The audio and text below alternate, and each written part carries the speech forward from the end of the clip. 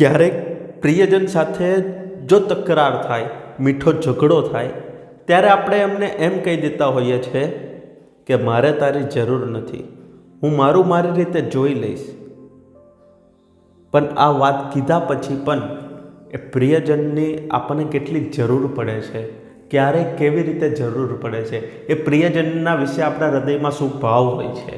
કદાચ એ ભાવ ઉપર લખાયેલી આ એક રાજેન્દ્ર શુક્લાજીની કવિતા છે કે છેલ્લે તો આપણે બે જ હોઈશું.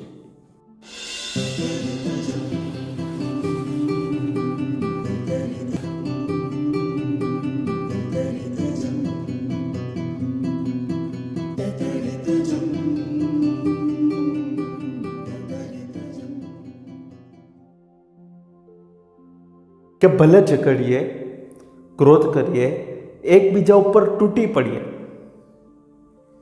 કે ભલે ઝઘડીએ, ક્રોધ કરીએ, એકબીજા પર તૂટી પડીએ, એકબીજા પર દાદાગીરી કરવા, છેલ્લે તો આપણે બે જ હોઈશું. જે કહેવું હોય એ કહી લે, જે કરવું હોય એ કરી લે, એકબીજાના ચોકઠા શોધવા, છેલ્લે તો આપણે બે જ હોઈશું. તું રિસાઈશ તો હું મનાવીશ, હું રિસાવું તો તું મનાવજે. એકબીજાને લાડ લડાવવા, છેલ્લે તો આપણે બે જ હોઈશું. આંખો જ્યારે ઝાંખી થશે, યાદશક્તિ પણ પાંખી જશે. આંખો જ્યારે ઝાંખી થશે, યાદશક્તિ પણ પાંખી જશે, ત્યારે એકબીજાને એકબીજામાં શોધવા, છેલ્લે તો આપણે બે જ હોઈશું. ઘૂંટણ જ્યારે દુખશે, કેળ વળવાનું પણ મૂકશે. ઘૂંટણ જ્યારે દુખશે, કેળ વળવાનું પણ મૂકશે, ત્યારે એકબીજાના પગના નખ કાપવા, ત્યારે એકબીજાના પગના નખ કાપવા, છેલ્લે તો આપણે બે જ હોઈશું.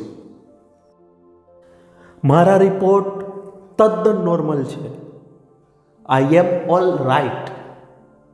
મારા રિપોર્ટ તદ્દન નોર્મલ છે. આઈ એમ ઓલ રાઈટ એમ કહીને એકબીજાને છેતરવા, છેલ્લે તો આપણે બે જ હોઈશું.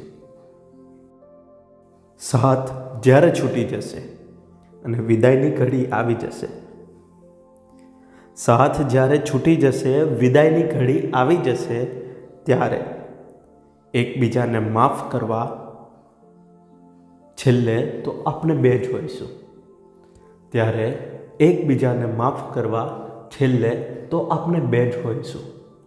ભલે ઝઘડીએ, ક્રોધ કરીએ, એકબીજા ઉપર તૂટી પડીએ, પણ એકબીજા ઉપર દાદાગીરી કરવા, તો છેલ્લે આપણે બે જ હોઈશું.